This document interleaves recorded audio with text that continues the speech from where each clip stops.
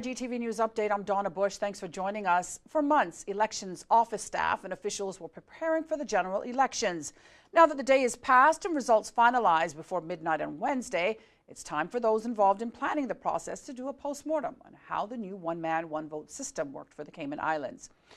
Civil servants are workers who are trained and work their entire careers to serve the government of the day impartially. So they go about their work regardless of which government it is. So we tend to use civil servants as the core for our polling team and elections officers. So of our 450 odd employees we had out and about on polling day, and even behind the scenes, a good 2/3 of those were civil servants in one shape or another, either from core government or from some of the statutory authorities. So significant people, we know that they work well. We're getting kudos on just customer service and being able to get people in and out with clear instructions. So it shows that we have a quality civil service, and they help us to put on a quality election as well. We also asked Mr. Howell to tell us what's next for the elections office.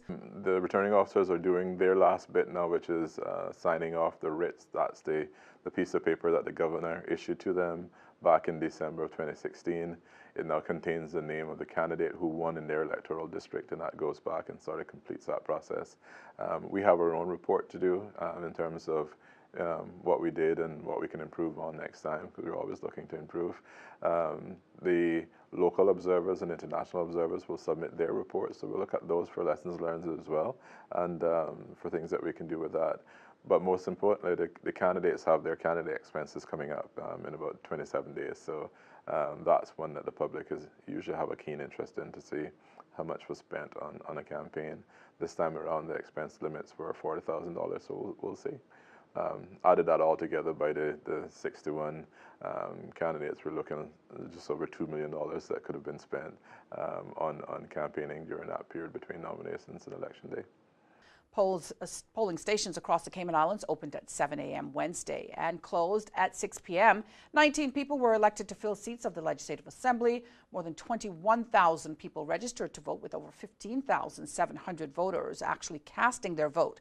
Over the next few days and coming weeks, the 6 visiting international election observers will be making a report and any recommendations if needed. Meantime, government is now purchasing materials and agreeing on contracts for installation of a permanent mooring using funds from the settlement with the MY Tatoosh government and TDD Maritime. The owner of the MY Tatoosh announced an agreement last October in relation to coral that was injured in the 7 Mile Beach Park in January of 2016.